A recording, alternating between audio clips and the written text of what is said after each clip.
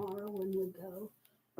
In this video, I would like to introduce a study looking at aspects of negative role modeling in the David and Bathsheba narrative.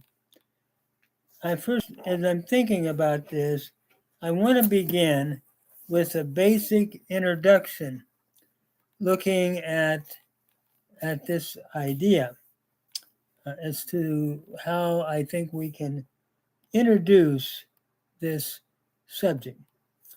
In recent times, there has been an emphasis in biblical studies on literary analysis of the text in an attempt to observe how authors develop biblical narratives.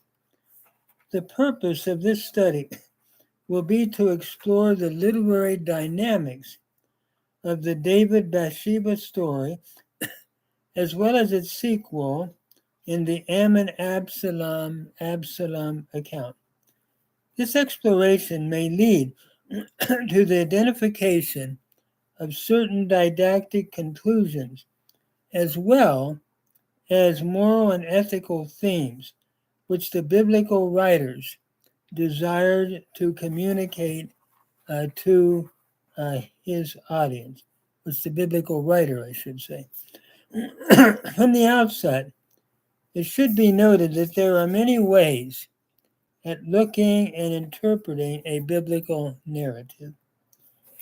The approach that I want to try to do is to concentrate in only one of the means whereby a text may be studied, without implying that this is the only method of doing so.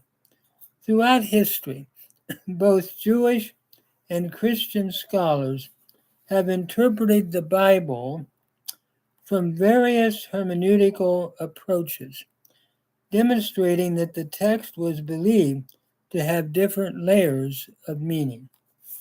An example of this can be found in the Jacob narrative, for example.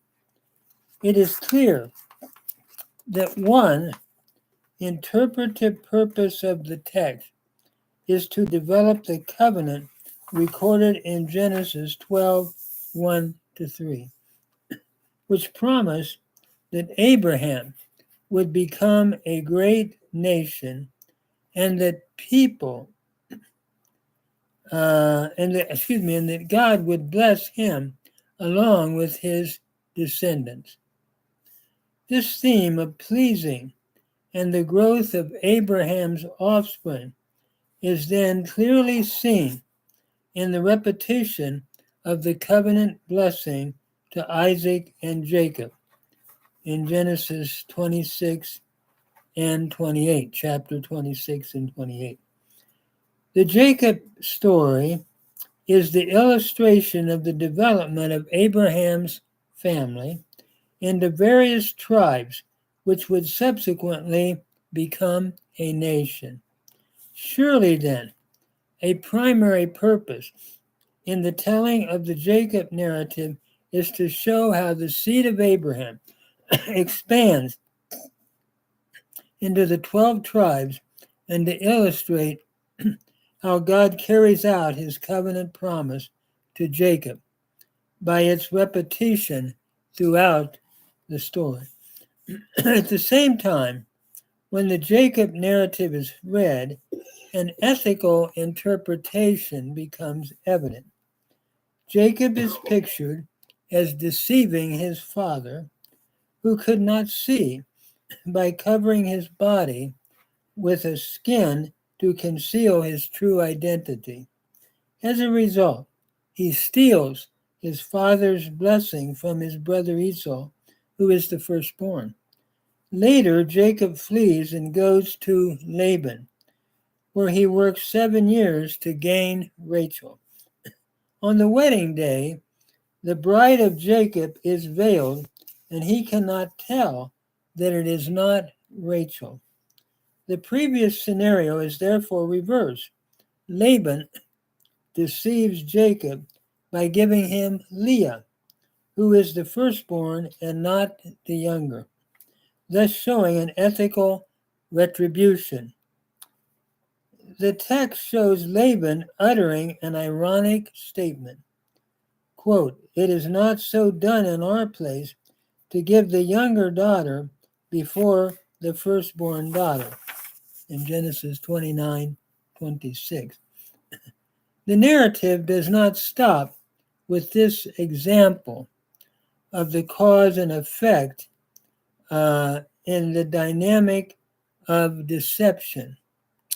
Later, it pictures Judah, Jacob's son, as deceiving his father with Joseph's garment, just as Jacob had deceived his father earlier with a garment. This repetition allows one to conclude that there is an ethical and moral purpose in the way in which the writer develops his narrative. The ethical concern of the text is also illustrated in the case of Judah's deception by the literary repetition of the phrase, and let me just look at it here in 37:32, Genesis 37:32 and 33.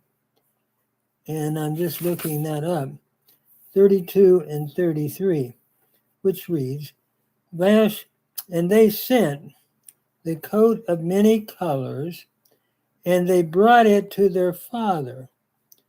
And they said, this we have found. Do you know whether it is your son's coat or not?" The Hebrew reads haker na. Do you know now if this coat is the coat of your son or not? And he knew it, it says. Vayakira. He knew it. He was aware of it.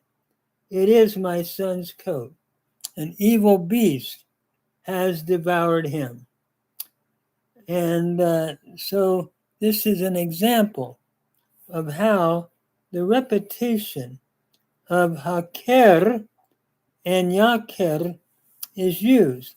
We see it also in 38:25-26. It reads in verse 25, when she was brought forth. We're now looking at the impregnation that had occurred by Judah.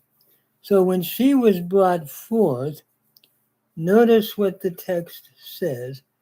Tamar, your daughter-in-law, it came to pass, played the harlot. This is the context, that she has played the harlot. When she was brought forth then, she sent to her father-in-law saying, by this man are these things that I am with child.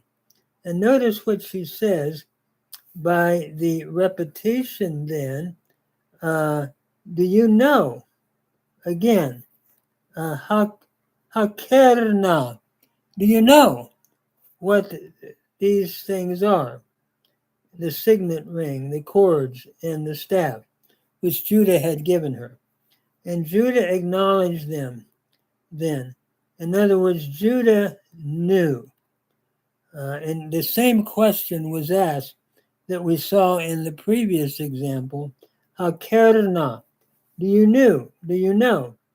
And Vayaker, Yehudah, and Judah knew and said, she is more righteous than I am. So here we're seeing a repetition of Haker Na and Yaker. The thing I want to point out is here we're seeing a literary repetition. Judah, along with his brothers, asked Jacob, do you know if this is your son's coat or not? And then the text then says that Jacob knew. Judah then later is deceived by Tamar. his daughter-in-law, who asked the very same question. Do you know whose these are? Referring to his signet, cords, and staff that he had left with her as a pledge when he was deceived by her in Genesis 38:25, thinking she was a harlot. The text then continues, and Judah knew, 38 of Genesis 26. This repetition cannot be accidental, but is part, I believe, of the narrator's literary means of teaching an ethical and moral lesson, that of a cause and effect relationship by this kind of repetition. What Judah does in deceiving his father is enacted in a similar way upon him. Both Jacob and Judah deceive, and then each in turn is deceived. This is one purpose of the narrative, though certainly not the only one, to teach cause and effect. Nonetheless, it is clear, I believe, that the author is developing these didactic themes in the Jacob story. In the Davidic story, or narrative as well, several didactic purposes are evidenced in the way the narrative is told. First, there is the author's purpose of presenting a succession narrative in which he develops the theme of the monarchy in the fulfillment of Nathan's promise to David in 2 Samuel 7.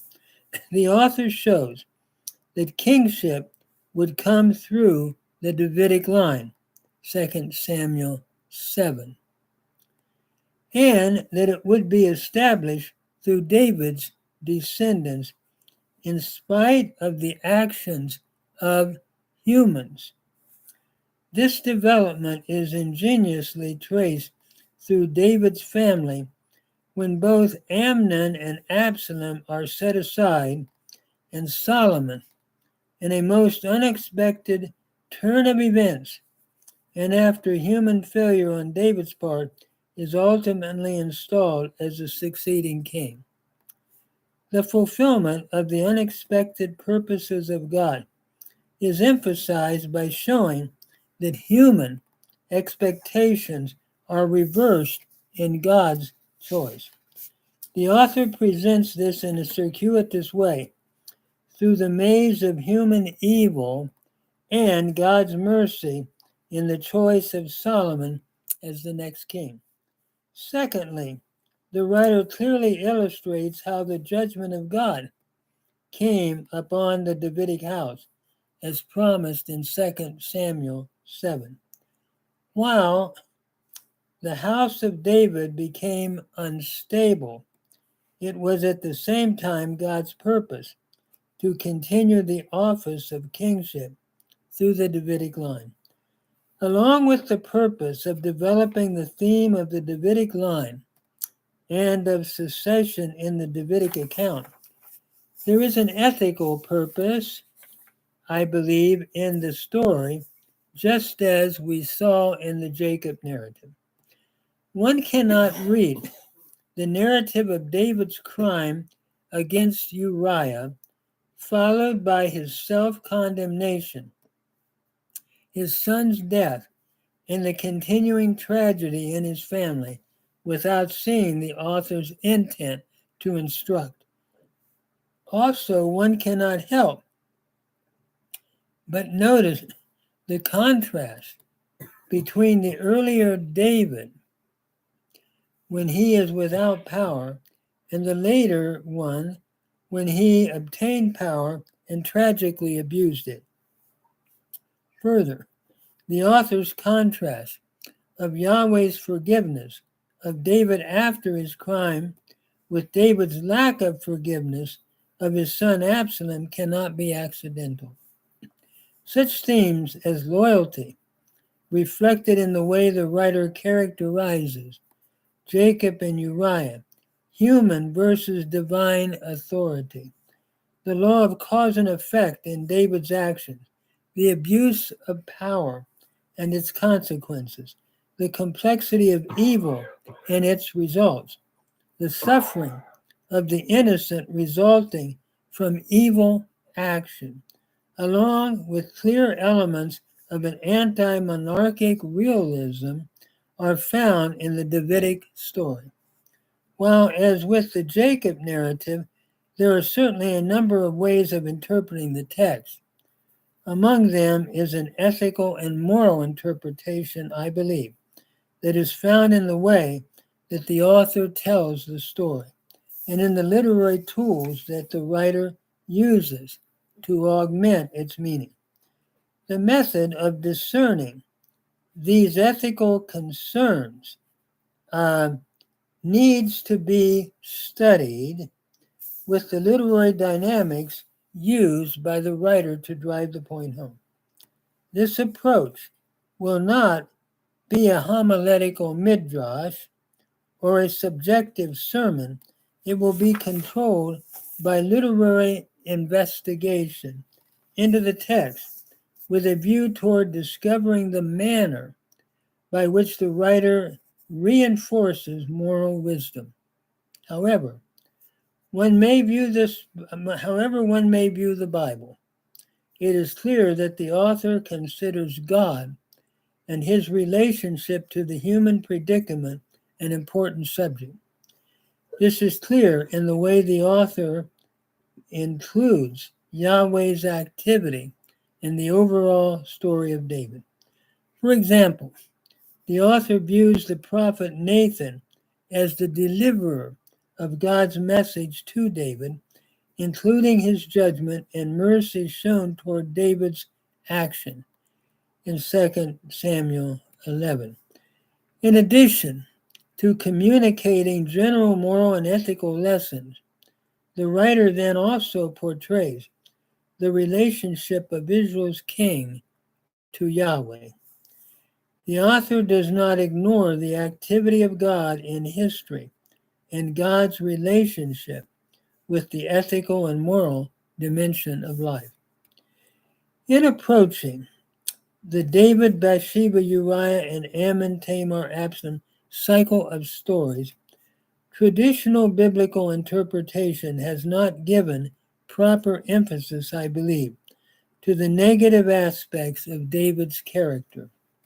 Instead, it has attempted to move quickly to the forgiveness of David and then to view him as a paragon of virtue. In doing this, much of the text is passed over. The reader's focus is shifted, and insight into the biblical method of negative role modeling is missed. In this story and elsewhere in biblical narratives, Israel's heroes are often interpreted in a manner that does not admit their weaknesses. As a role model study, a paragon of virtue is not as effective as a person who has negative traits. The reader can more easily identify with a role model when the narrator shares with the reader the insight that an important person, even a hero, may experience failure as well as success.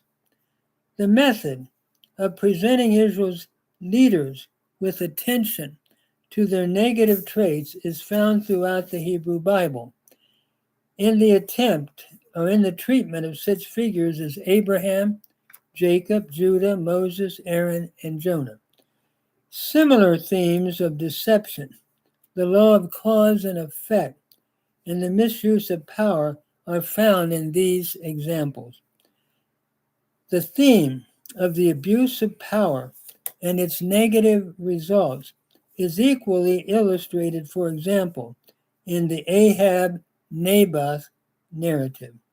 Thus, the use of Israel's leaders as negative role models, or at least the presentation of their failures, is a pedagogical method of the biblical writers. Instead of ignoring these aspects or glossing over them, therefore, it is necessary to study them closely to discover the didactic purposes of the biblical authors. It is with this emphasis in mind that my study wants to propose to concentrate on the negative traits of David that the author presents, and to bring out the didactic lessons that emerge from the narration. The use of role models, especially in wisdom literature, is found in both Proverbs and Ecclesiastes. In Ecclesiastes, for example, the writer pictures Solomon as a negative role model to teach wisdom themes. While the narrative of David is not wisdom literature per se, the writer also uses David as a negative role model, I believe, in the same manner as the author of Ecclesiastes uses Solomon. Further, the themes illustrated in David's story are paralleled in the wisdom literature of Proverbs. A few examples from Proverbs which illustrate this thematic parallelism are as follows. And I'm quoting here some distinct examples. So we begin, first of all, with retribution. Later I'll give my sources. Retribution. Misfortune pursues sinners, but prosperity the righteous. 13:21. The violence of the wicked will sweep them away. 21:7 and 7a. He who digs a pit will fall into it, and a stone will come back upon him who sets it rolling. 26, verse 27. This is found in David's own judgment and the effect of his sin within his family. Number 2, Yahweh watching the evildoer. The eyes of the Yahweh are in every place, keeping watch over the evil and the good. Proverbs 15:31. David's crime, then, did not escape Yahweh's judgment. Number 3, Yahweh is the controller of human action. Many are the plans of the mind of a man, but it is the purpose of Yahweh which will be established. 19:21, the Proverbs. In spite of David's evil and its consequences, Yahweh providentially establishes Solomon as king according to his sovereign purpose. Number 4, consideration before action.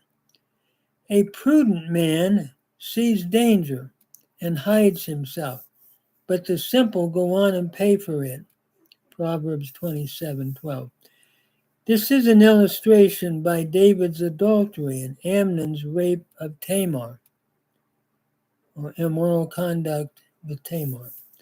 Number 5, the avoidance of wrong friends. A man of violence entices his friend and leads him into a way that is not good. Proverbs 16:29. Jonadab's so-called wisdom to Amnon is only cleverness that leads to folly. Furthermore, number 6, the warnings against adultery. These warnings run throughout the Proverbs in chapter 1-9, teaching the folly of the adulterer and the fact that his action leads to death and disgrace. David's life then provides an illustration of this reality. Number 7, the use of proper speech to persuade a king. Quote, with patience a ruler may be persuaded, and a soft tongue will break a bone. 25 of Proverbs 15. The woman of Tekoa, in her speech to David, illustrates this, I believe. Number 8, the training of children. Discipline your son while there is hope. Do not set your heart on his destruction. Proverbs 19:8.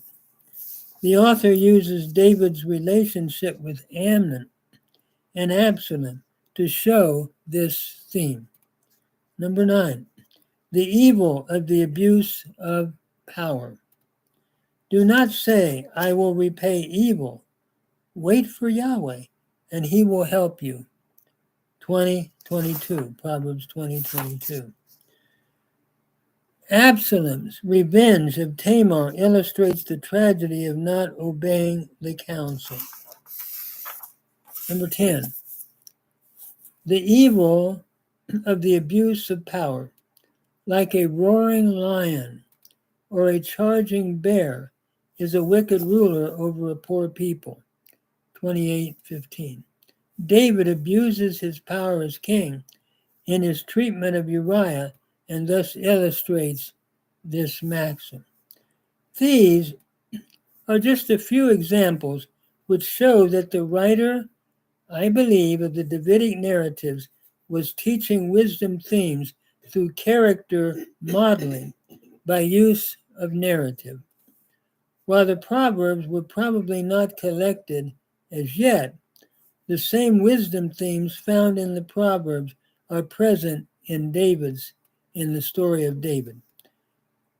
Wyberry concludes, quote, it is contended that there is sufficiently close resemblance between Proverbs and the incidents and situations of the cessation narrative to show that the author of the latter was not merely a man who shared the general outlook of the wisdom teachers, but was himself a wisdom teacher in the sense that he set out deliberately to illustrate specific proverbial teaching. End of quote. Because of the parallelism of wisdom themes between the Proverbs and the Davidic story, and the use of the king as a negative role model to teach in Ecclesiastes, it can be concluded that the writer of the Davidic story is teaching wisdom themes related to moral, ethical, and practical concerns through a narrative style. Thus, what he teaches may be called wisdom, although it is not technically wisdom literature. Although not the only interpretive purpose or theme of the author, this must, I believe, certainly be one of his objectives. When the Davidic narrative in the Hebrew Bible is compared to the narratives of Saul and Solomon, it is quickly apparent that the influence of David's life is much greater than that of the others. In the Chronicle of the Monarchy, the story of Saul concludes with the beginning of the story of David. When the reign of Solomon begins, David's story overlaps it. David's importance then is seen not only during his reign, but in later history as well. It becomes apparent upon close reading of David's story that the writer is telling more than a simple cessation narrative. The author uses David because of his unusual influence in Israel's history as a role model, having both positive and negative aspects. In looking at the Hebrew Bible and at Israel's great heroes of the past, figures such as Abraham, Moses, and David, we see the biblical authors instructing in morality by observing the events of the lives of these heroes. We discover this by studying both the positive and negative traits of these heroes as they are described in the pages of the Hebrew Bible. Concerning such objectives of biblical narrative, Alter writes, it is important, quote, to move from the analysis of formal structures to a deeper understanding of the values the moral wisdom embodied in a particular kind of narrative, end of quote. Again, Alter notes, almost the whole range of biblical narrative, however, embodies the basic perception that a man must live before God. In the transforming medium of time, incessantly and perplexingly in relation with others, and a literary perspective on the operations of narrative may help us more than any other to see how this perspective was translated into stories that have such a powerful and enduring hold on the imagination, end of quote. The use of David as a role model for such pedagogical purposes is especially evident in the incident with Bathsheba. The great detail that the writer includes in the account of David's crime and its results indicates that the writer had more in mind than the presentation of a court history of the king. The indication that the author is using David as a role model is further seen in his treatment of David as a family man, in the way David relates to Amnon, and in David's failure to forgive his son Absalom when he returns from exile. The king refuses to see his son's face until Absalom forces himself upon his father. This is in sharp contrast to Yahweh's forgiveness of David. Then David's weakness in the role of a parent emphasizes something about David as a father figure. In addition, the contrast between Yahweh's and David's forgiveness illustrates something about divine and human forgiveness. Furthermore, there's literary and didactic themes, I believe, in the overall development of David's story. Before beginning the analysis of the David Bathsheba Uriah story and its sequel, it is helpful to look carefully at some of the author's didactic purposes and to summarize briefly David's early history to draw together the entire chronicle of David in the books of Samuel. This will help to place the stories to be studied in the context of the overall development of David's story. One can more fully appreciate David's decline and the author's negative model of David when it is set against his earlier, more positive rise to power. Even in recounting this early history, however, the author does insert some negative aspects and anticipate the later David. David's relationship with the prophet Samuel, for example, and Nathan, the manner of his ordination as a shepherd while a young boy, and his struggle with Goliath, his rise to power within the court of Saul, Saul's constant threat over David's life, David's amazing friendship with Jonathan and Michal, who were from Saul's family. All of these events are included for the reader to examine and ponder. The emphasis on friendship is strongly developed between David and Jonathan by the writer.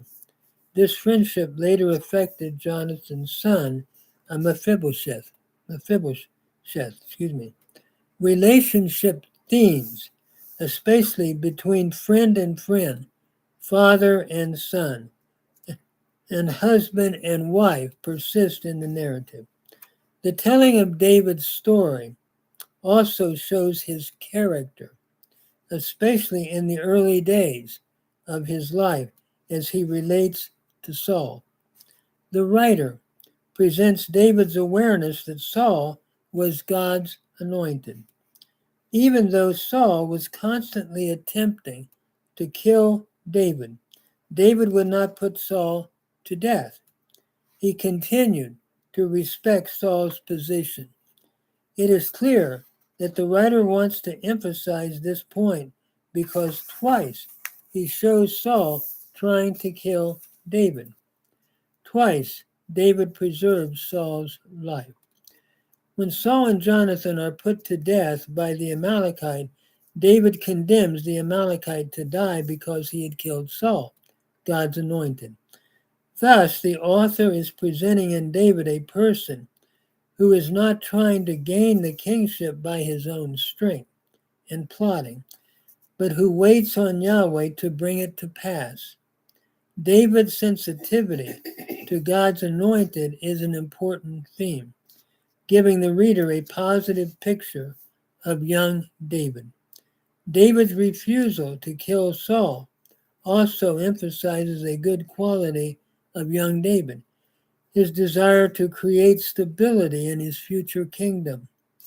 Joel Rosenberg, in discussing 1st and 2nd Samuel in the Literary Guide to the Bible, edited by Alter and Kermode, notes that David's refusal to harm Saul is an investment in the stability of the future regime, any future regime. It is interesting to note how the writer shows David's early dependence on Yahweh. This is in contrast to what occurs as David gains power and authority, power that ultimately destroys the king. The author thus develops the first part of David's story in 1 Samuel 16 through 2 Samuel 10 by tracing his primarily positive character during his rise to power. The writer begins his development of the story of David within the latter part of Saul's narrative. Saul has been rejected as king, and Samuel goes to anoint Saul's successor to the throne. In surveying the house of Jesse, all the older sons are rejected, and the youngest unexpectedly is chosen. This particular theme reoccurs in the patriarchal narratives. The younger is often preferred and blessed above the elder, showing that Yahweh's choice is at times unexpected from the human point of view.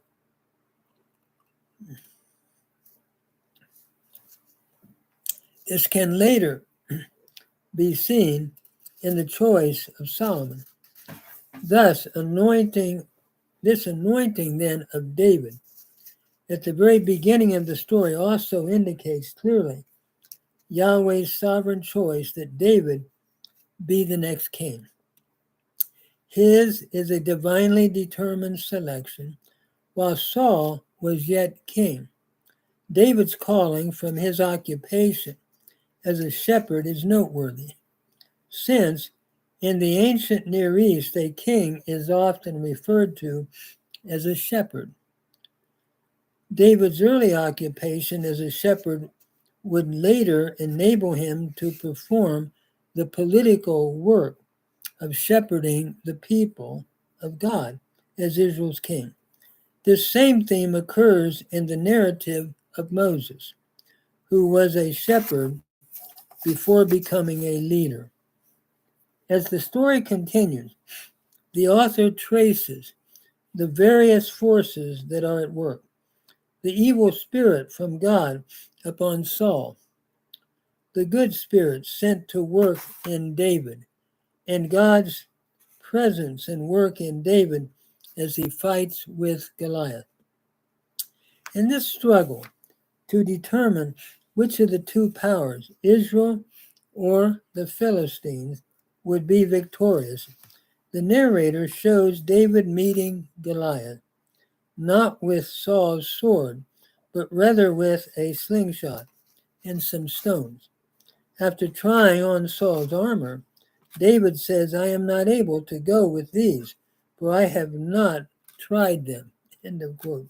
The author illustrates David's dependence upon Yahweh for victory, as David makes the statement that this is to be done, that all this assembly may know that the Lord saves not by sword or spear. There is a contrast here with the later history of David, in which the use of the sword against Uriah brings David his greatest pain.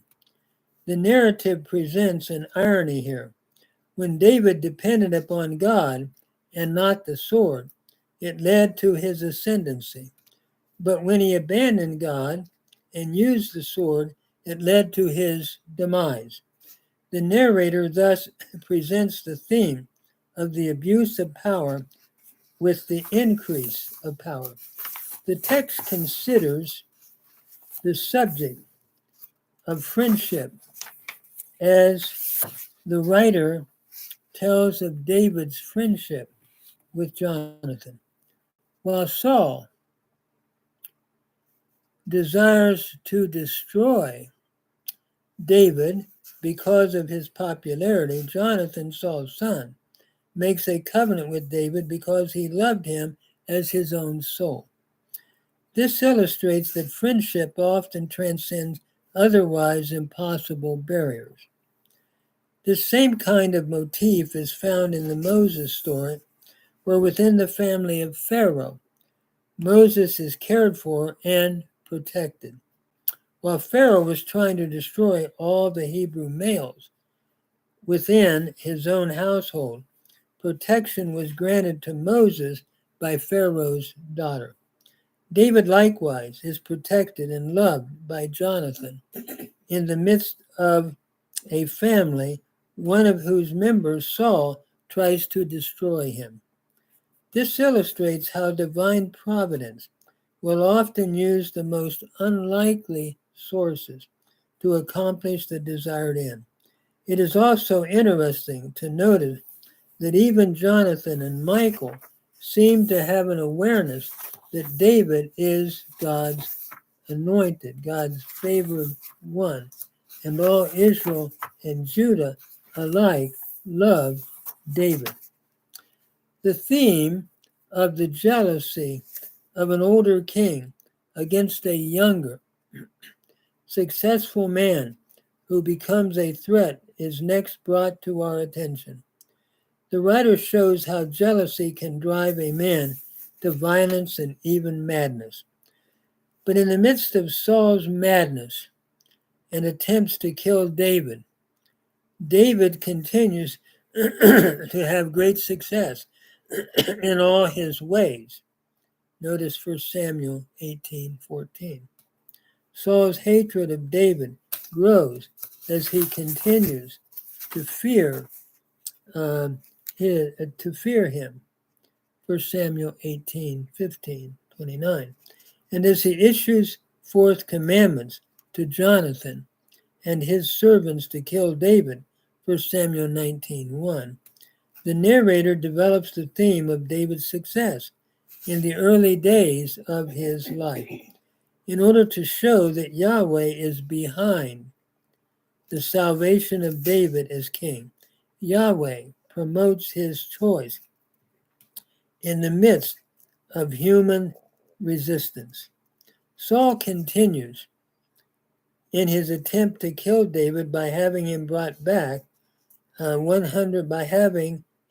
back 100 foreskins of the Philistine as a dowry for David's marriage with Michal. Author writes, it is interesting to observe that all of David's premarital episodes involved death or bloodshed. 200 Philistines were killed for the price of Michal. Nabal dies suddenly before David marries Abigail, and Uriah is killed by David, who then marries Bathsheba.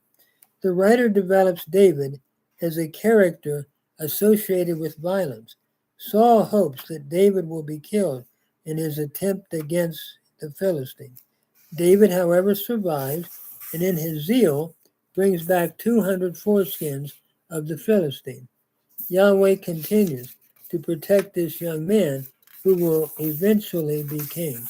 Finally, because of the constant uh, because of the constant threats on his life, David was to leave the court and become a fugitive. Even in the midst of this circumstance, Yahweh is sovereignly working to establish David as king. This same theme of a fugitive who has been anointed as a leader is found in the Exodus narrative, as Moses is divinely protected until he becomes Israel's deliverer. During the time that David spent as a fugitive, the text continues to emphasize the friendship of Jonathan and David, a friendship which extended beyond outwardly impenetrable boundaries. Jonathan protects David from his father. He warns David to flee, and he renews a covenant of friendship and love. 1 Samuel 20:14-17. That David continues with Jonathan's son even after Jonathan's death. 2 Samuel 9. After Jonathan encourages David not to return to the court until he can learn of his father's attitude toward David, Jonathan tests his father to discern if he is still seeking David's life. Saul bursts out in anger against his son and against David, calling him a man of death. 1 Samuel 20:31. There is irony in the fact that David's innocent.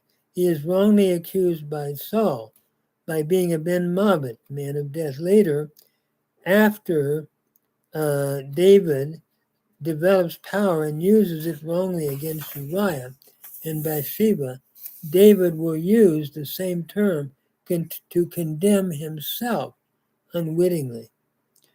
In presenting David as a fugitive, or as a refugee, therefore, the writer shows not only Yahweh's sovereign purpose working to establish David as his anointed, but also the good side of David's character. Even though he has two chances to take Saul's life, David continues to leave events to Yahweh and refuses to touch God's anointed. He waits patiently for Yahweh to exalt him to kingship. By this constant refusal to take the matter into his own hands, he shows that this kingship is not one wrought by human usurpation, but by divine appointment. In the midst of developing these positive traits of David, the writer illustrates some of David's potential for harsh cruelty. After having relied upon Achish for protection, 1 Samuel 27, David deceptively turns the sword against the inhabitants of the land. He commits an act of destruction against men and women of the Jezreelites, the Gezrites, and the Amalekites. Then these raids show the kind of potential for destruction that allows David to tell Shammai that he had David's forgiveness, only to turn around later and command Shammai's death. Notice 2 Samuel 19:24. This same potential allows David to take Michal as his wife, leaving her husband, Baltiel, weeping in 2 Samuel 3:15-16, and afterwards doom her to childlessness, 2 Samuel 6:21 and following. This same potential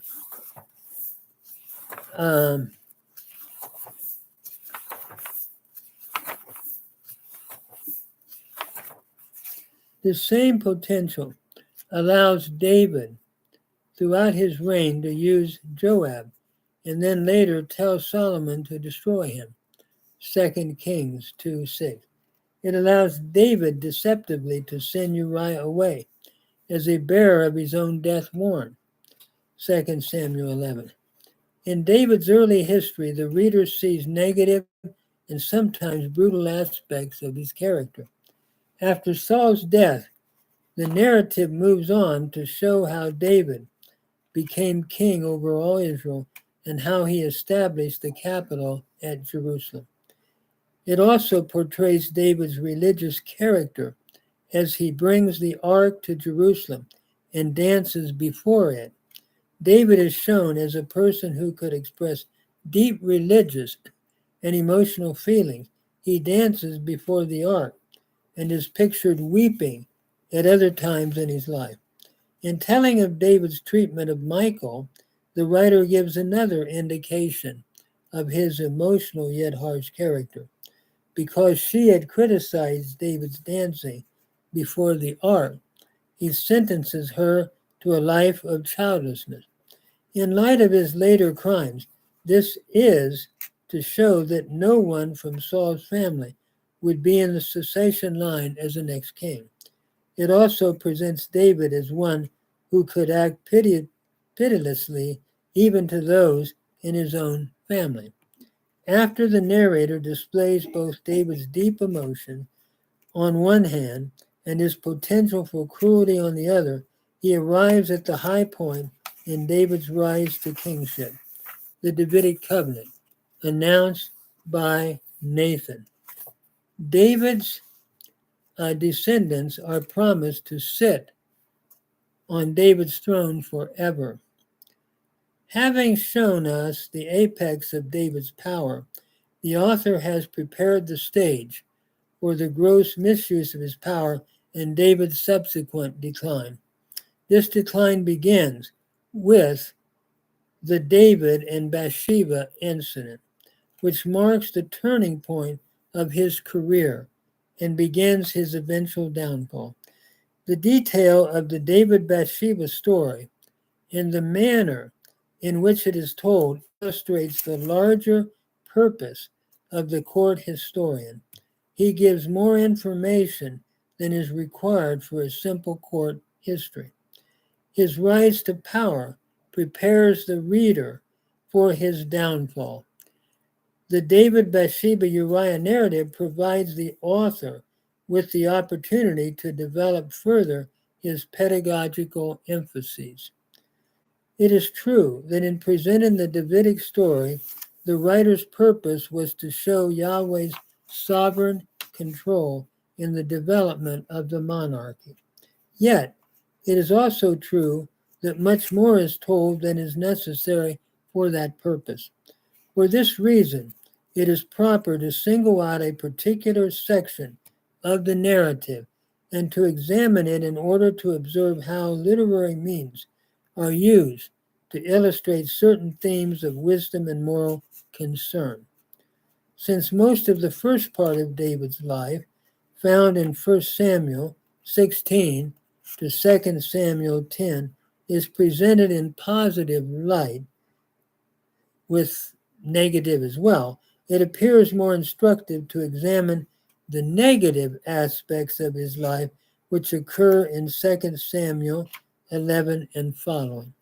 Therefore, only the section of the Davidic story that deals specifically with David's continued decline, beginning in 2 Samuel 11:14, will be examined.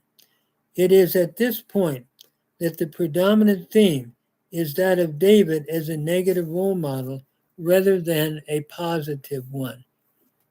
On commenting on this moral judgment of this latter part of the narrative in the cessation story of David, Knight notes, quote, the cessation narratives contains no norms of directives explicitly aimed at the Israelites as a whole. Yet, it is replete with implicit and very effective moral judgment.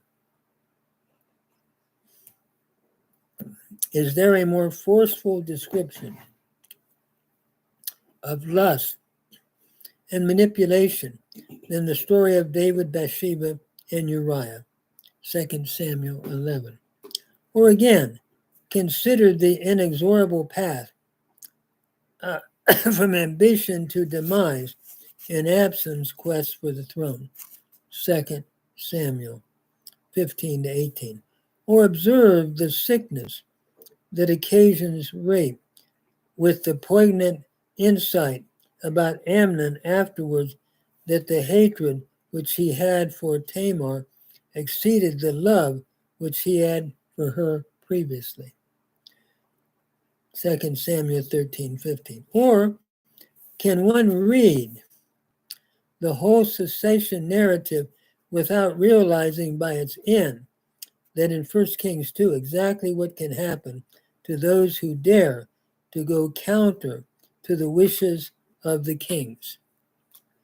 It is also helpful to contrast the purpose of the chronicler in retelling David's history, 1 Chronicles 10 to 20, with the writer of the narrative of David in the books of Samuel. A clear and distinct difference emerges. The chronicler paints David in a very positive light. David has no serious moral blemishes and does no great evil. The chronicler idealizes David as the ultimate example of the perfect king. In Chronicles, David is an almost perfect saint. His years as monarch concentrated on caring for the sacred ark and its clergy, and on making provision for the future temple.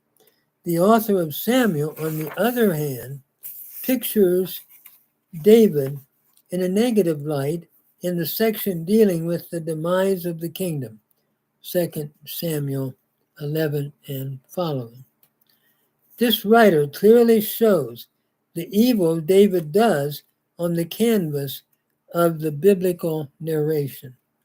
The contrast further illustrates that the writers of the Hebrew Bible utilize the history of David, but omitted or included material according to their particular themes and purposes. The writer of Samuel deliberately uses David as a negative role model, while the writer of Chronicles just as deliberately does not. Now let me talk a minute about the use of repetition in biblical narrative for didactic intent. In looking at the David Bathsheba Uriah narrative and comparing it with its sequel, the Amnon Tamar Absalom narrative, it can be observed that the writer clearly uses literary and narrative parallelism to emphasize his point. It is not that he is simply giving more information about the Davidic dynasty and its demise. Instead, he draws parallels between these two narratives so as to teach moral and ethical values. Hertzberg notes, quote, "These parallels were surely intended by the author and would have been understood by the first audience. Repetition is found throughout the biblical narrative in many different forms, as in the Liedwort motif, in which a word is repeated for a literary effect, such as Shema in 1 Samuel 15. There is also the repetition of a theme, such as the reversal of primogeniture in Genesis, obedience versus rebellion in the wilderness, and rejection, election in Samuel through Kings.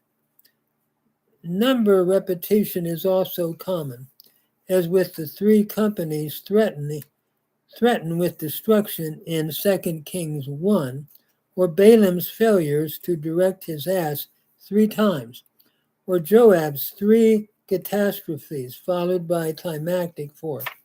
There is also the repetition of a type scene, for example, a betrothal by the well or a trial in the wilderness. These are a few examples of literary types or techniques of repetition used in biblical narratives. Alter notes, what we find then in biblical narrative is an elaborately integrated system of repetitions, some dependent on the actual recurrences of individual phonemes, words, or short phrases, others linked instead to the actions, images, and ideas that are part of the world of narrative. The two kinds of repetition, of course, are sometimes different in their effect, but they are often used together by the Hebrew writers to reinforce each other and to produce a concerted whole. Both types of repetition are found in these stories of David. The parallelism between the two stories of David, Bathsheba, Uriah, Ammon, and Ammon, Tamar, Absalom is easily detected. For example, in the David, Bathsheba, Uriah narrative, the first evil is a sexual wrong. David sees Bathsheba, who is not his property. She is one with whom he is not to have an intimate relationship. Yet he illegally brings her to him, lies with her, and impregnates her. She is a beautiful woman to whom David is attracted. He carries out his sensual desire by committing adultery with her. In the sequel narrative, Amnon has a great desire for his sister, who is also very beautiful. He asks for his sister to be brought to him. In lying with her, he commits sexual wrong, thus paralleling David's actions. The next evil that David commits is sending for Uriah. When David cannot cover up his crime, he sends Uriah to his own death by commanding Joab to put him in the most vulnerable place in battle where he would be killed. David therefore commits the crime of adultery, acts deceptively, and then uses the Ammonites to commit murder against Uriah. In the parallel account, the same order of events takes place in David's house. After the sexual evil of Amnon, deception follows with Absalom, who asks David if Ammon can go along with the king's son to the annual sheep shearing event. David, deceived by Absalom, sends Amnon. Absalom then commands his servants to kill Amnon. Thus, the murder of Amnon takes place by the hands of the servants of Absalom. Like David, Absalom uses someone else to commit his crime. One can see the continuing parallel of deception and violence in the two accounts.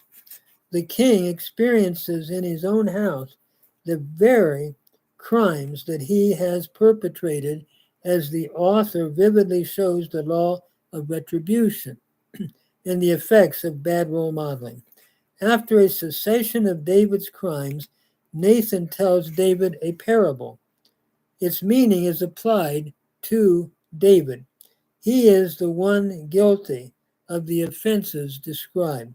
After the crime of violence and Absalom's flight, a parallel is found in 2 Samuel 14. In the parable told by the woman of Tekoa, David's response to his son Absalom is emphasized. As before, this parable applies the meaning of the situation to David, condemning his action toward his son. In the David, Bathsheba, Uriah narrative, after David's innocent son suffers as a direct result of David's evil, Yahweh responds to the king as his son in a forgiving manner. The reader observes the way Yahweh treats David in calling his son Solomon Yadidah, beloved of Yahweh, and in subsequently elevating him as the next king. The same theme of forgiveness is portrayed through an antithetical parallelism. Instead of granting forgiveness, as Yahweh had done with David, David, who had been separated from his son for 3 years, will not see the face of his son for another 2 years after agreeing to his return to Jerusalem. Only when David is forced to see his son after the incident of Absalom burning Joab's field will David see him. At this point, the writer must be drawing a parallel between Yahweh's treatment of David and his son and David's treatment of Absalom and his son. Yahweh is forgiving, while David is unforgiving. Forgiveness and lack of forgiveness, along with their contrasting results, are paralleled in the two accounts. Thus, the writer illustrates the evil which continues to permeate David's own family as a result of his actions. The author does not stop and make a direct moral application to his readers. He teaches moral truth in a subtle way, using the literary device of parallelism. He shows that David's negative model was repeated in his sons. Such narrative repetition is not unique to this passage. We find examples. For example, just stop here. We find examples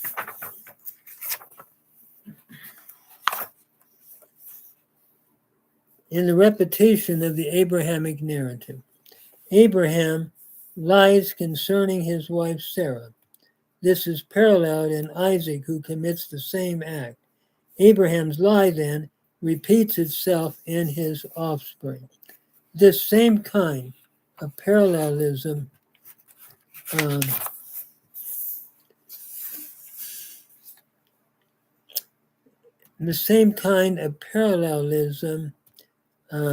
me just go back here. Abraham lies concerning his wife Sarah. This is paralleled in Isaac, who commits the same act. Abraham's lie then repeats itself in his offspring. This same kind of parallelism is seen in the aforementioned Jacob narrative. Jacob deceives Isaac, and Laban deceives Jacob, and later Jacob is deceived by his sons. This idea of causal chain and its effect with internal parallels in the Jacob narrative has been noted by Alter. He writes, there is in the biblical view a causal chain that firmly connects one event to the next, or that firmly connects one event to the next. And furthermore,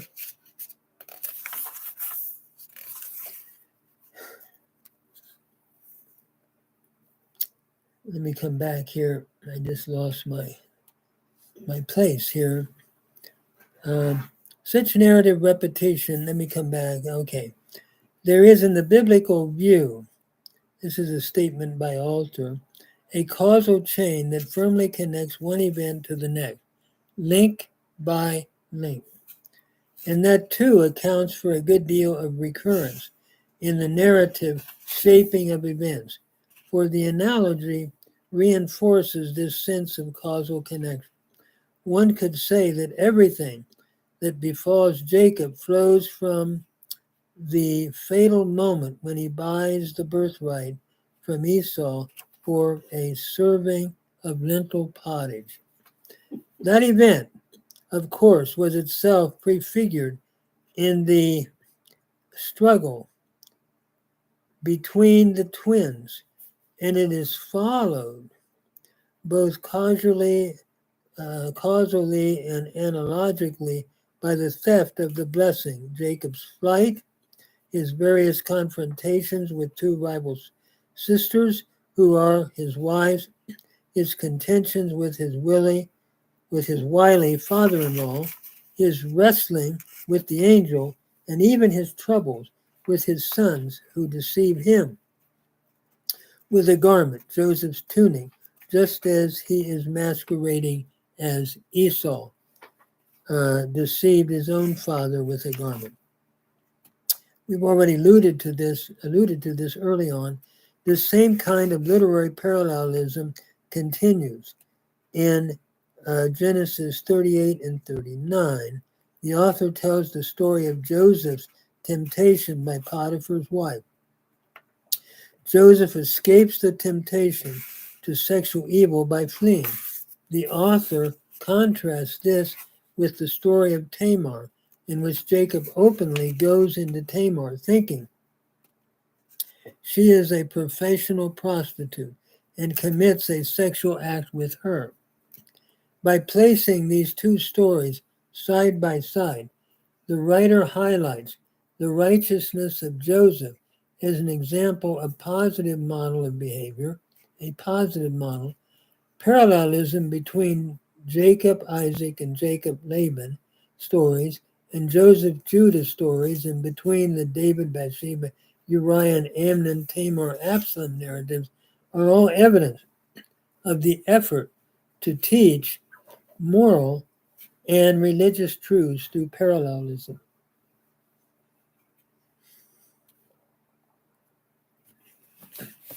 Further, examples of parallelism occur in the Joseph narrative. When his brothers put Joseph in a pit, he finds his destiny under their control. Later, when the brothers come to Joseph in Egypt, they find themselves in a type of pit and now depend on Joseph for their fate. By telling the story in this parallel way, the author illustrates how history can be reversed. It is interesting, parallel appears in the Joseph narrative in chapter 39 between the life of Joseph in Potiphar's house and in the house of prison. It's sort of interesting. There is a repetition that goes on here in chapter 39 when Joseph was in Potiphar's house, and then when he was in prison. And in addition, this is repeated with this repetition. Then the author emphasizes Yahweh's care of Joseph in overriding the evil of others, first his brothers and then Potiphar's wife. So all things then are in the hand of Yahweh. Prosperity came from Yahweh amidst both acts of evil committed against Joseph. Yahweh overrode the human evil, turning it to prosperity. Again, in this example, the aspect of repetition is effectively used by the narrator. As a final example, in the story of Moses, the biblical narrator makes a parallel between Moses and Israel. After the death of an Egyptian, Moses flees Egypt and goes into the desert where Yahweh reveals himself to Moses. In Israel, in like manner, after the death of the firstborn in Egypt, Israel was brought into the desert and there experiences Yahweh's message to her. A similar type of parallelism is found in the story of Abraham. He goes into Egypt and later goes out of Egypt after the Pharaoh receives plagues against his land. Finally, he is blessed in the land of Canaan. Israel likewise goes into Egypt and then later comes out of Egypt after the plagues on Pharaoh, finally to be blessed in the land of Canaan. So as we look at the Hebrew Bible, parallelism is often used, and it's a way of teaching often the idea of good and evil and the effects of evil action. And I think we're going to see the same in the David, Bathsheba, Uriah, along with the Amnon, Tamar, Absalom text. What I think I'm going to do is stop here. I've just gone on and on, but stop here and come back and do a little bit of Hebrew text work as we're going through this. And then I'll conclude in the next few pages when I come back. And then I'll go on to talk about in the next video the whole idea of aspects of negative role modeling in more detail of the David and Bathsheba narrative, and give more detail to that particular study. Let me stop here. I know this is long. You're supposed to keep videos to, I've been reading 2 minutes. I can't do that. I'm going to keep doing my studies and do what I've always done. And I had one of my former students say, you got to hold it to 2 minutes. I don't know how you can teach anything in 2 minutes. And I know to many, this might not be very interesting, but I'm enjoying just reading through and thinking about a work that I had done earlier in my life about David as a negative role model. So I'm going to pick it up later here and continue slowly talking through. I'll also continue my Hebrew grammar study, Hebrew and Greek grammatical analysis, and do some Akkadian grammar. I need to update some of that. And but I thank anyone that might have listened and put time in listening to me read a work that I had done in the past. Thank you and have a good day.